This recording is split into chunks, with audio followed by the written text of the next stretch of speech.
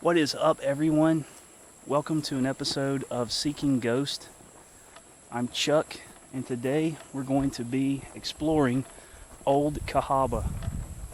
Old Cahawba is a state park in Alabama, probably one of the least visited in the state, and it is without a doubt one of the coolest. It's basically a ghost town.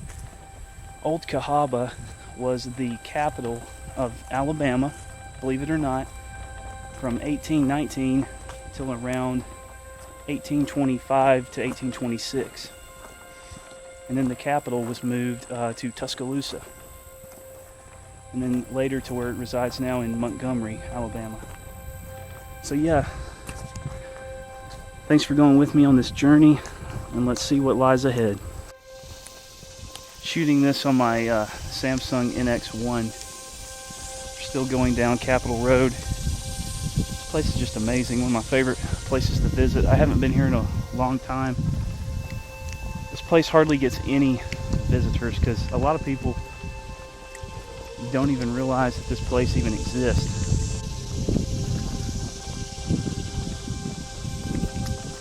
A lot of people tend to just drive around this place. I like to walk it myself. The restoration project for this area is also trying to reclaim a bunch of the land, because as you can actually see right here, I don't know if you can see it, that's actually a trailer, modern trailer.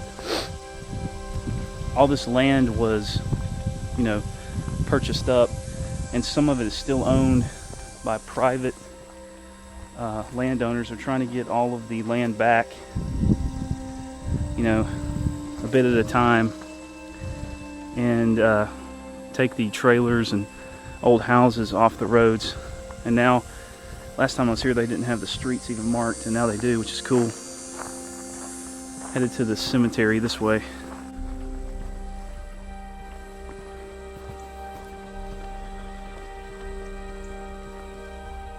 I love to walk around this place and just kind of imagine what it would have been like, in the 1800s. To have these rows lined with buildings.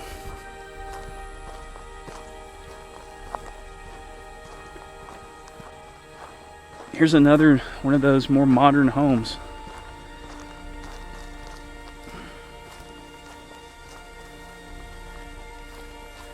Basically, someone took a older camper and made it into a house.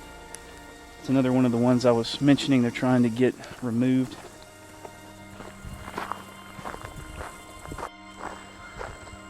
Getting closer to the cemetery.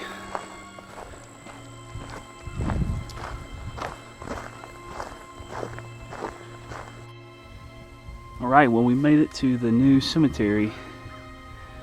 New cemetery. Burials in the cemetery, which served Cahawba from 1848 to 1900, tell a story of the town in which many deaths resulted from diseases of infancy, childhood, and early adult life. Yellow fever being a large factor because of proximity to Gulf of Mexico ports. Cahawba had many plagues brought in by constantly changing population. The famous Belmont is in this cemetery. That's another thing. Yellow fever. Remember, it's one of the big problems here.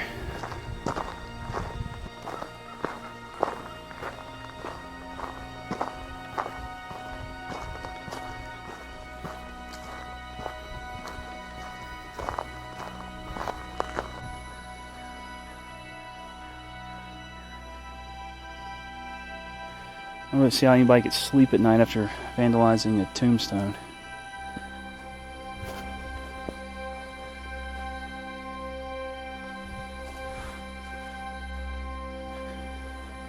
Yeah, that's super sad right there.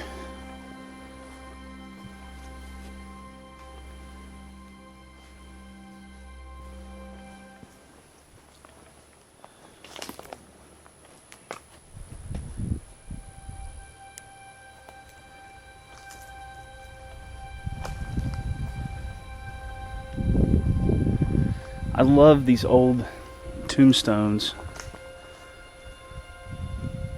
You know, these hand-carved, handcrafted, which I know the modern ones are still, but I mean, to me they just don't compare to these older ones.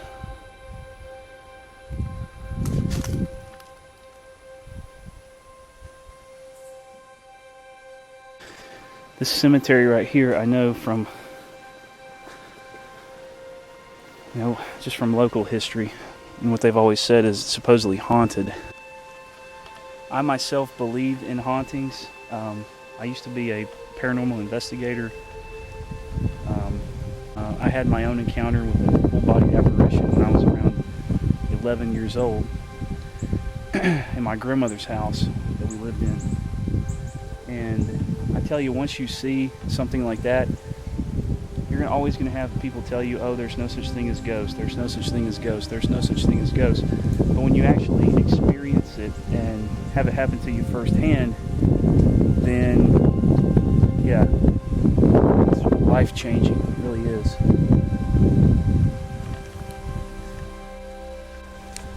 Wow, that was a beautiful, at one point beautiful, grave marker. I wish I had some wax paper. I would take a rubbing of that.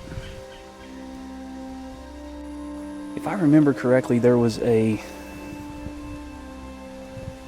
several Cahawba famous people buried in the cemetery, but there's one that stood out. It's been so long, I'm trying to remember where it was.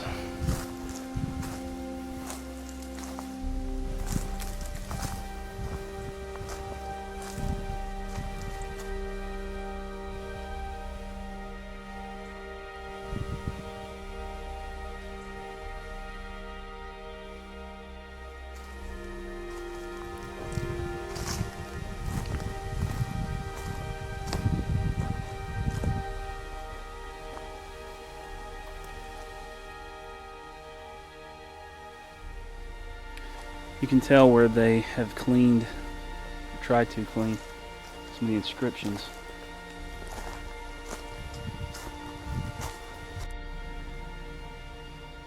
Here's that one of the tombstones, grave markers that are in better shape.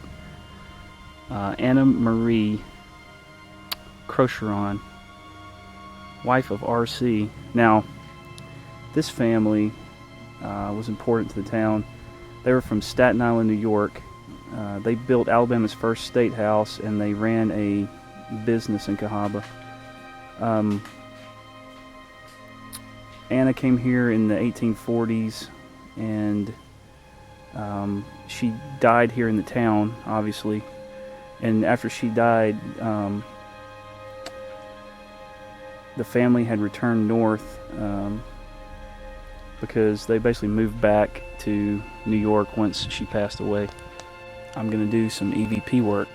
Those of you too that don't necessarily believe in ghosts, or that I should say that believe that ghosts only come out at night, that is totally false. When I had my encounter as a child, it was daylight. It was around 6:30 in the morning. So we're going to call out to any spirit that may be present in this wonderful old cemetery. This device that I have at the end here can actually record your voice if you speak into it. Just clearing my mind, and out of respect, calling out to any spirit that may be able to hear my voice.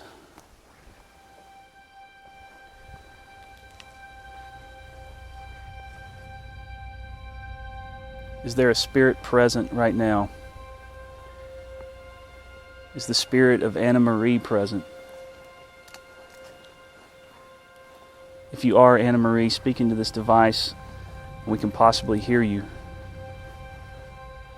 Or any other spirit that's around that can hear my voice, that may be sad that the town is gone or ended in the way that it did. Or maybe you're sad that the cemetery, that your tombstone was violated. Tell us your name.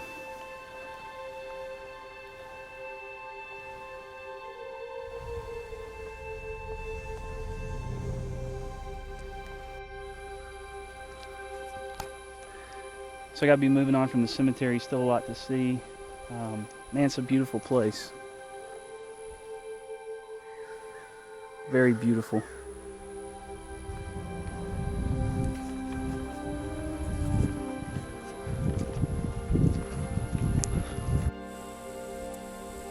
Headed next to the Perrine well. We saw back at the cemetery the family's graves.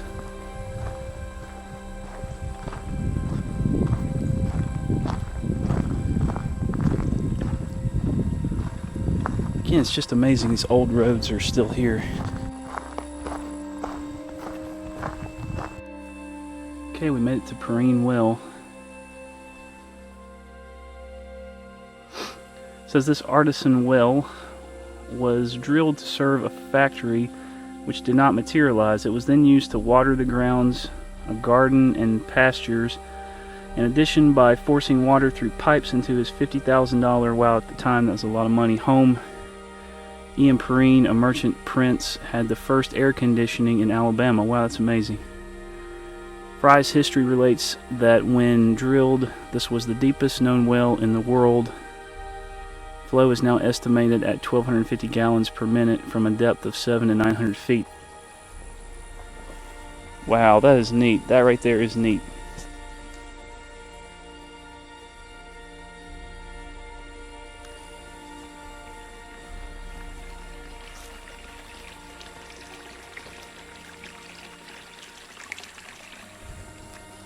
Man, that is so cool. And the water, yeah, absolutely cool. Cool to the touch. That is pretty awesome. And of course the mansion itself would have been back in behind that fence on that still private property, but it's no longer there. It was torn down.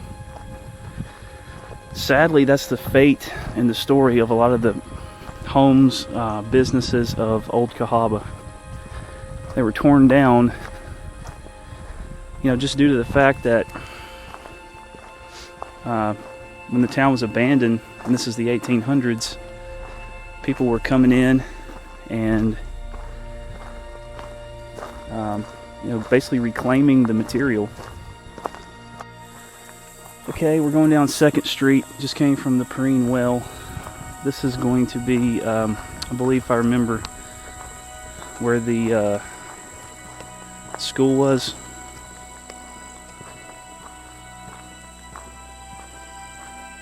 Yeah, the one-room school, that was it.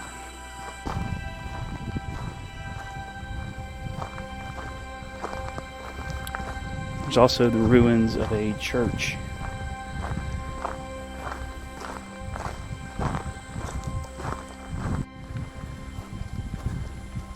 Wow, and look at this. This is the ruins of a Methodist Episcopal church.